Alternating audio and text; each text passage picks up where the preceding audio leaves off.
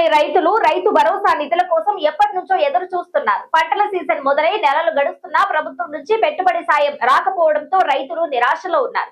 ప్రభుత్వం వెంటనే నిధులు విడుదల చేయాలని, పెట్టుబడి కోసం అప్పులు తెచ్చుకోవాల్సి వస్తుందని ఆవేదన వ్యక్తం చేస్తున్నారు. ప్రస్తుతం రైతు భరోసా నిధులు అందిస్తే పంట కోసం ఉపయోగపడతాయని కోరుతున్నారు. ఇక జనవరిలో రైతు భరోసా నిధులను జమ చేయాల్సి ఉండగా ప్రభుత్వం జాప్యం చేస్తూ వస్తుంది. దీంతో రైతు భరోసా నిధులు వెంటనే విడుదల చేయాలని ప్రతిపక్షాలు డిమాండ్ చేస్తున్నాయి.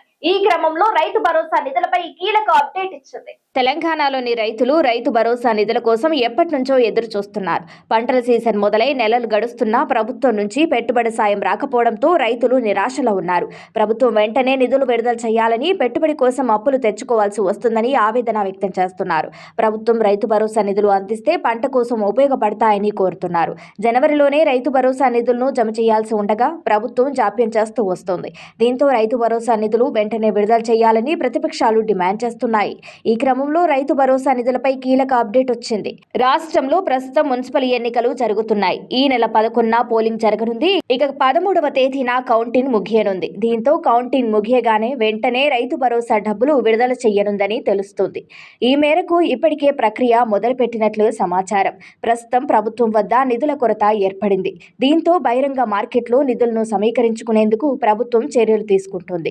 ఇందులో భాగంగా ఆర్బీఐ నుంచి 9,000 కోట్ల రుణం కోసం ఇండెంట్ పెట్టుకున్నారు. ఈ నెల 10న ఆర్బీఐ నిర్వహించే ఈ వేలం ద్వారా ప్రభుత్వం 9,000 కోట్ల నిధులను సమీకరించనుంది. దీంతో మున్సిపల్ ఎన్నికలు ముగిశాక రైతు భరోసా నిధులు రైతులకు అందనున్నాయని చెప్పవచ్చు.